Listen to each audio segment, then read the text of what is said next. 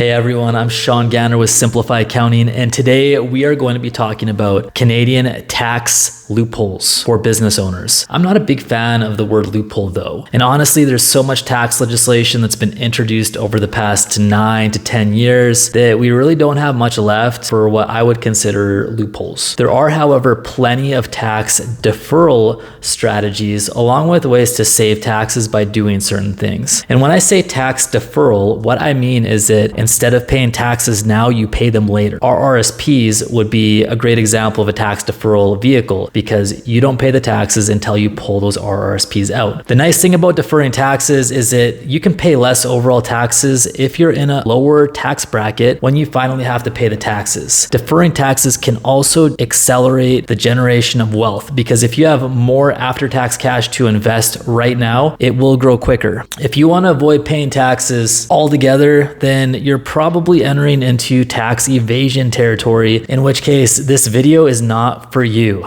It drives me crazy when I read news articles or hear politicians talk about improving our country by taxing the rich. Look, per Statistics Canada, Stats Canada, in 2021, the top 10% earners in Canada paid 54.4% of all income tax in the country. And the income threshold to make it into that top 10% was just under $107,000, which isn't a ton. So when you hear the government talking about taxing the rich, they're really targeting the middle class and entrepreneurs like yourself. So how can you legally shelter income from taxes? Well, I'm going to share 5 tips that are targeted towards business owners like you. My number one tip to defer taxes would be to incorporate, but only do this if you're going to keep a good chunk of change in your company and if you're going to make plenty of money. I'm talking over $100,000, because if you're just going to use your company as a personal bank account and run it dry, you're not going to defer taxes. And this is because as soon as you pull that money out of your company or use it for personal purchases, you get taxed on that personally. In Alberta, the corporate tax rate is 11%. And so by looking at this chart, you can see that you can defer up to 37% in taxes in Alberta and up to 42.5% in taxes in BC by using a corporation. This is assuming you're earning active business income in your company and that you make less than $500,000 net after expenses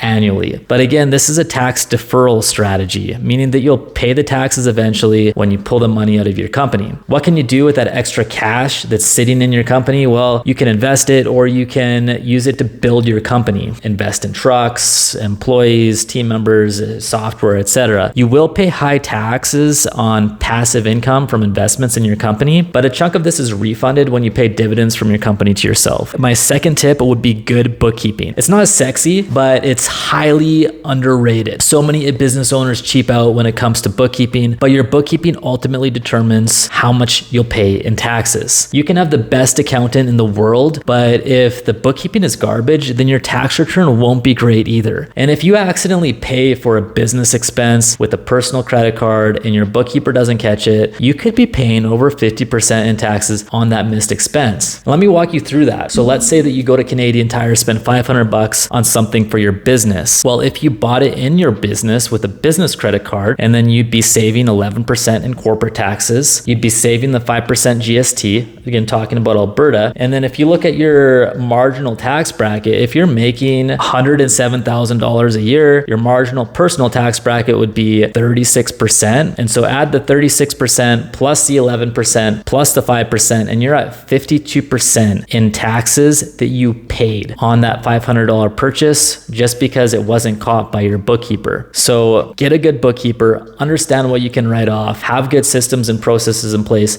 to make sure you don't miss those expenses. Shameless plug here, at Simplify, we have some great monthly cloud accounting plans that are built towards small business owners with corporations like yourself. You just need to take pictures of receipts and we handle the rest. Third tip would be income splitting. There are a lot of cases where you can no longer income split with dividends. However, you can still income split by paying your spouse a reasonable salary. And if they're in a low tax bracket, you're in a high tax bracket, this is a way to shift income from that high tax bracket to the lower tax bracket. A fourth tip that I'd like to share with you is insurance. There are some pretty good tax savings strategies involving insurance products. You just need to be really careful because a lot of financial advisors don't fully understand the products and they'll sell you anything to get a commission. And these strategies are typically geared towards higher net worth individuals because they can be pretty expensive and require you to cash flow them for a 10 or 20 year time frame. I will create another video talking about the tax benefits of various insurance products in companies. The fifth tip is the lifetime capital gains exemption, and this one's big. It's only applicable if your business is in a corporation, but as long as your company qualifies, then as of June 2024, you could sell the shares of your private corporation and shelter up to $1.25 million in taxes. And this can be multiplied by family members as long as they're shareholders. So if you and your spouse both own shares of a company that qualifies for this exemption, let's say you're 50-50, and you sell these shares for $2.5 million,